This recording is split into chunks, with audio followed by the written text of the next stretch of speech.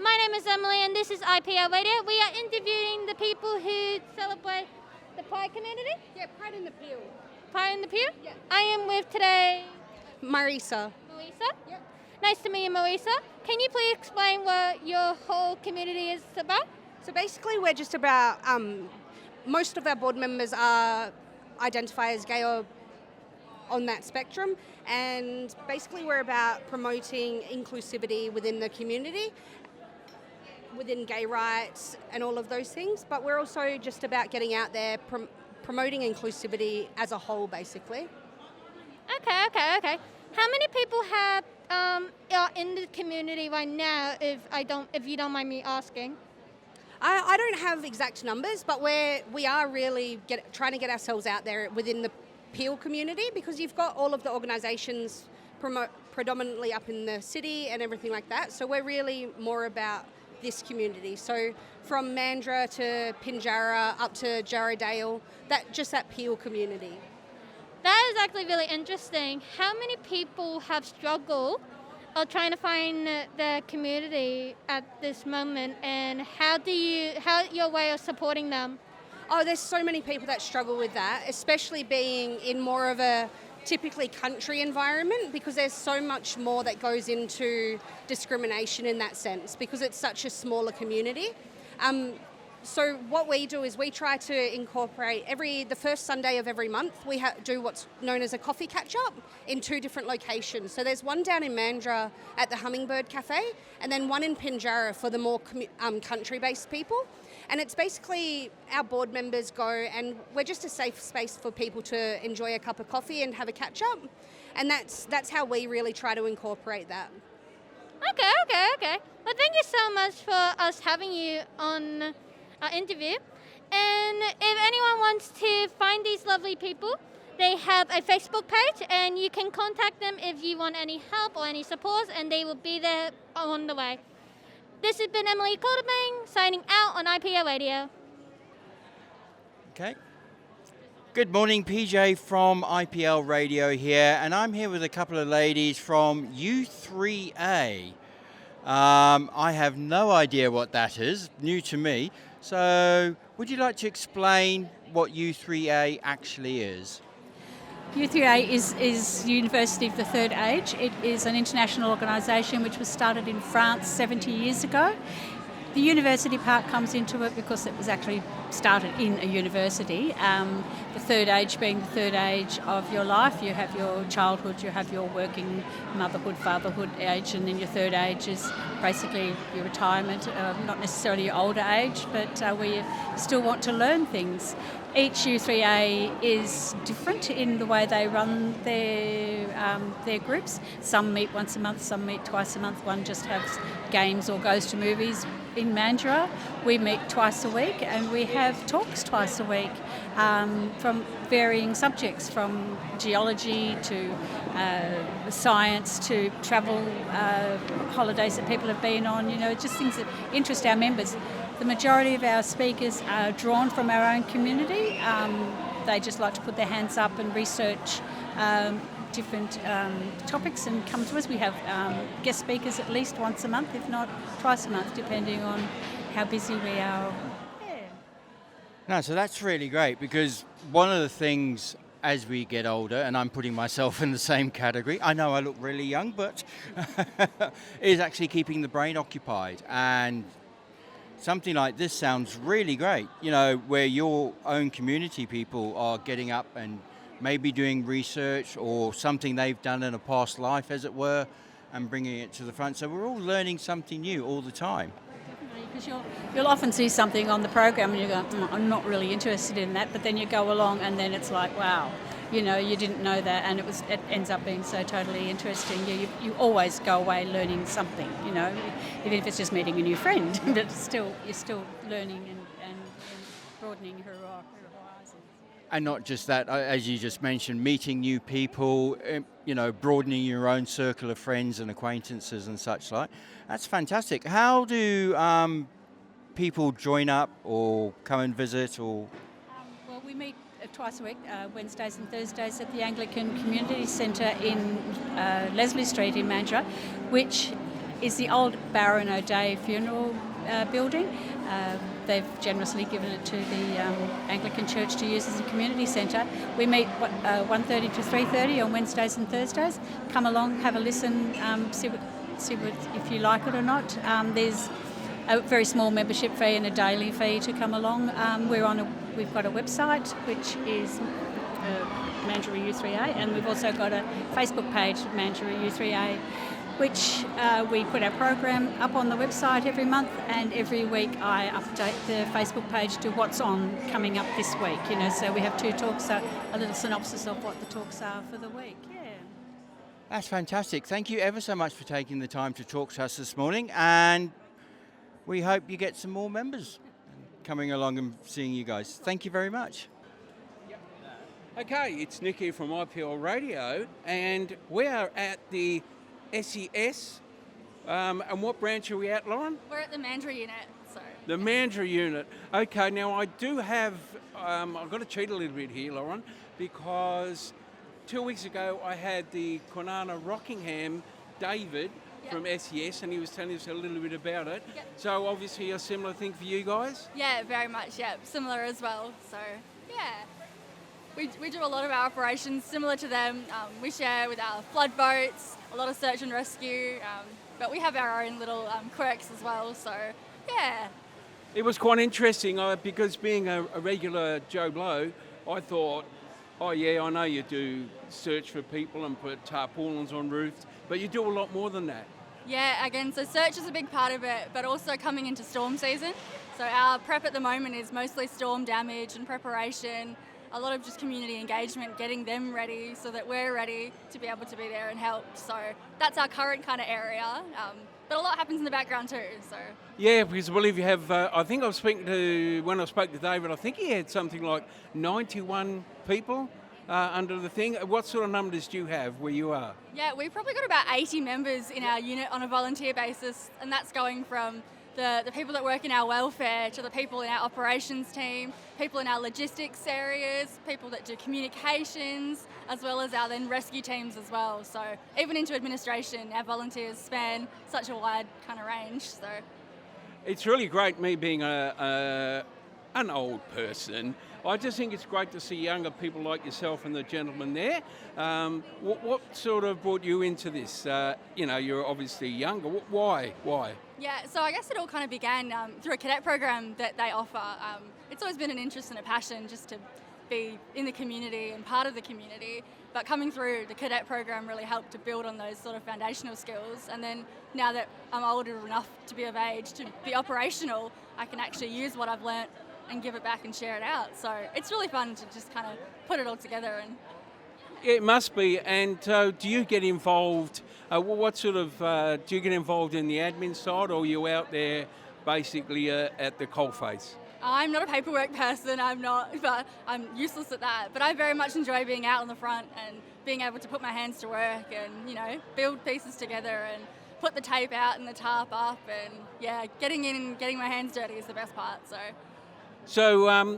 does it take up a lot of your time, Lauren? Yes and no. Yes, because the care and the commitment takes up a lot of time and space, but I love it too though. So currently spending 2 nights a week in the building, which is awesome, but it gives back as much as it takes out. So I was speaking to, I think it was David, he said you had to do, I think he said a minimum of 1 night, well I don't know if it was a week or 1 night a month. You had to do that? Yeah, there is a minimum commitment, so I like to say at least a couple of times a month, just to show that you've got your commitment. But it also helps to build a rapport amongst the group. So if you're around and you're in your space, everyone's so much more tightly committed. And again, I spend 2 nights of my week there, so and that's just for training. That's not counting any preparation for events or operational call-outs or anything like that. Just purely training is twice a week. So if people would like to get involved with the SES, so how would they go about that, Lauren? Yeah, so we are connected again, all over our social medias. We're connected online, but our building again is just next to Bunnings on Education Drive. So if you're ever out doing your Bunnings shopping and you see the building, you're more than welcome to give the number a ring, get in touch, come in, give a visit, and see how it feels. And we've got all the information out there and available, just waiting for people to get in touch. So. And is it harder to get volunteers nowadays, or do you find it's basically like it's always been? It can be hard to fill certain roles, particularly in the time and age and with people's skill sets and I guess just availability. But once people open themselves up to seeing what's out there and finding that there's not just one area to volunteer and not just one niche, that you can volunteer in so many different ways, there's the time and the space for anybody. So. Well, it's been great chatting to you, and you seem really keen, really enthusiastic, and it's great that you're giving back to the community. It's really good. Thanks very much for the time, Lauren. Thank you very much. Hi, it's Nick from IPL Radio. We're here at the Lakelands Shopping Centre, where they've got a volunteer expo, if you like. We're going around to the different stalls, if that's the correct word, and finding out what people are doing in the community, because they're all volunteer based. Yep. And this is the best name out of all the places here. And I did interview you guys last year. Yep. And the name of your name is Liz. Yes. And your volunteer organisation is Poops, Pets of Older Persons. And that is a brilliant name for it. And how's it going there, Liz? Well, I've only just turned up, to be honest. So, but I've been a member of Poops or a volunteer of Poops since February, and it's really enjoyable. It's taking dogs for a walk for mainly older people who can't take the dog for a walk themselves.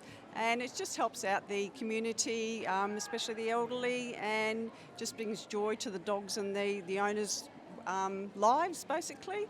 And yeah, it's really good. You can actually just volunteer to do within your local area. You decide whether you want a small, medium or large dog or any, and then say how far you're happy to travel, and we try and match you up with the appropriate dog, and it can be a long-lasting relationship, years. So, and we have short terms as well, where people they've got operations coming up or just getting over an operation, whatever, so it can be for a short term. So we offer a wide range. We have something like 900 volunteers, I think it is, and we cover a wide range of areas. So yeah, it's a really wonderful organisation to be involved with, and we're all volunteers, management and everything. That's great, isn't it? Is it? I'll ask you, is there mainly? I've got to word these things correctly, otherwise I'll be in trouble, Liz. Is it mainly the more mature people who get involved, or is it like across the board? No, across the board. You have to be over 18 to volunteer. We have a lot of uni students, actually, which is interesting. So in their downtime, they want to go walking and they want to have a companion or whatever to be able to walk with them. So yeah, we get a lot of those. We do get the elderly as well, but mainly I would say early age, middle, yeah. So yeah, it's quite interesting, because I would have thought later age as well, but no, a lot of them are younger. It's a brilliant organisation, and it's a brilliant idea, because I just know I live in an over 55s complex, and some people have pets there, and I know a lot of them struggle to get around. Yeah, and we've got some that they live in a retirement village as well, and they just ask the volunteers to take their dog for a walk around the retirement village. So it's perfect. So gets them out, gets the dog out, it's in a secure area, it's a win-win. And I dare say the dogs, to a degree, would they get attached a little bit to the walker as well? Oh yeah, we quite often ring the owners and say, I think the dog loves the volunteers more than he loves me. So that's quite interesting. It is. And how many, we'll just say today or Friday, so how many people would be actively out there walking dogs? Oh, that's a question. Because we cover the whole of the metro area and down to Busselton. Oh, so wow. There's a lot, Okay. And some people want their dogs walked 1 day a week, 2 days a week, 3 days, up to 5, basically. So you can get a whole mixture. So we quite often have volunteers, like, say, an owner who wants, let's say, 5 days a week, and we've got 4 volunteers walking that one dog on different days. Or we've got one person walking 3 days, another person walking 2 or 1 or whatever. So it's a real combination. So yeah, on a day like today, some people will also mix their days. So they know, let's just say the rain's coming in, and they'll ring the owner and say, oh, can I walk today before the rain comes in? And, so it's a real mix and match. So that's a hard question. Oh, well, you've got to ask that. We're serious journalists here. We're serious reporters. You've got to ask the hard questions. Absolutely. You don't have to answer them, though. That's true. I do have another question.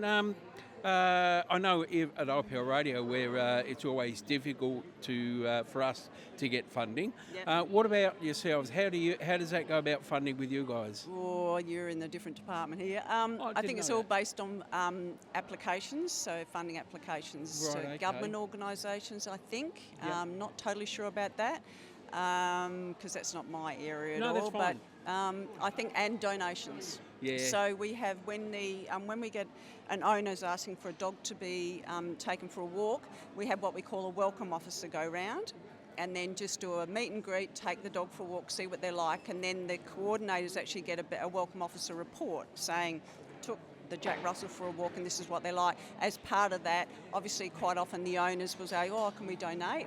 And you go, yeah, and this is our donation details. So that's or we get the other side where the owners, because the volunteers have been walking the dogs for a while, they'll say, I want to give you some money, and they'll say, what you can donate. So they donate via that avenue, and it's usually online. So yeah, so that's our main source. Now, if we or somebody out there wants to get involved, being a volunteer or I'm assuming a volunteer, Yeah. how do they go about that, Liz?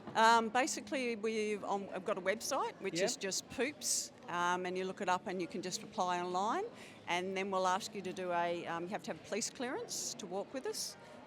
And show some ID to basically say that you're over 18, and then we'll get the ball rolling. So if you tick all the boxes, admin assess that, and then the coordinators get your information, and then they send you out welcome letters, and then we ask you for your preferences, like what size dog you like, how far you're prepared to travel, are you happy to put a harness on, things like that, basic stuff, and then we try and match you up. It's brilliant. As I say, it's a really, really good idea. Something that somebody's obviously had the foresight to think of. Yeah. And it's just great all around because it's good for the dogs and good for people. Yeah. And there's just one more final question. I find a lot of organisations when I chat to people, some of the people are a little bit reticent. Thank you. Because they've got to commit, X amount of times, or every Wednesday, or every Thursday, or every Wednesday, Thursday. Yep. But a lot of volunteer organisations said, we need to know, but you don't have to be... Oh, we like the commitment. You like the commitment? Because it makes it easier for the coordinator, because if I know that you're going to walk on a Wednesday, then I know that the dog's been taken for a walk on a Wednesday. And if I get another walker in that says I can do Tuesdays, I go, brilliant. And now we can match you up. So we do actually ask for it to be a commitment. No, that's fine, but obviously people go away on holidays and they let us know. And sometimes the owners will say, no, I don't want anybody to walk while they're on holidays. Or they say, yes, please. So we go looking again. So we do ask for that commitment, yeah. Okay, this has been great. Great insight to what you guys do. Thanks very much for spending the time with us, and hope it all goes well. Your time. Cheers. Thank you. Have a good day. Good morning, it's PJ from IPL Radio here, and we are having a chat this morning with Christine and Lynette from the Marine Rescue Society down here in Mandurah. A very important volunteer-based organisation. Can you tell us a bit more about what you do? Basically, our main thing is to save lives. So we go out and rescue boats. If you're a boating person, you might run out of fuel, your battery goes flat, anything else might have happened, and so you can call on us and we will go out 24 hours a day, 7 days a week. And like most of the organisations around here, you're volunteer-led. All your members are volunteers, I assume?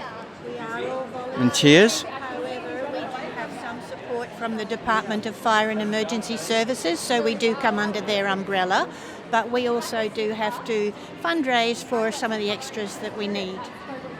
And if somebody wanted to volunteer, because it is a really worthy cause, and what you guys do is, well, I nearly said life-saving, but that's actually, exactly what you do. How would somebody go about joining and volunteering with you? We're always willing to take on new members at the moment as far as crew's concerned. I think the next big intake would be like November, possibly October, November. It's to cover over the summer period, and there's a lot of training involved. As far as communications, which is my area, communications radio room, I'm always willing to take somebody on that's really keen to work in the radio room. There's a lot of training involved, both jobs, crew or communications. but it's a good way to pass the time when you retire at least. Fantastic. So you find a number of your volunteers are people of a retirement age or a bit more time on their hands? Is that the kind of age group and type of people you get? Most definitely, but we are always looking for younger people to come in.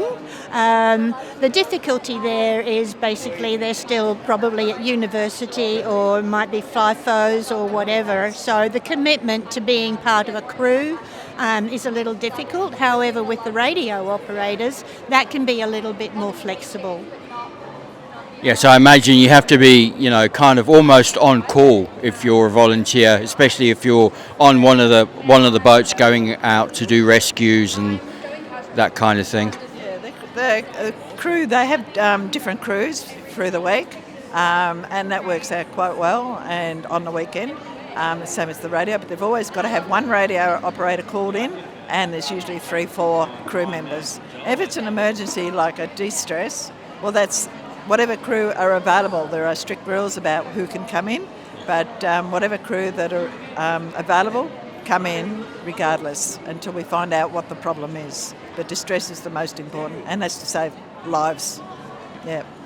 Fantastic. Well, thank you ever so much for taking the time to talk to us this morning, ladies. And we hope the rest of the day goes well and you get lots of people signing up to volunteer. Thank you for the opportunity for us to explain to everybody out there just what we're all about. So thank you. Thank you. You're welcome.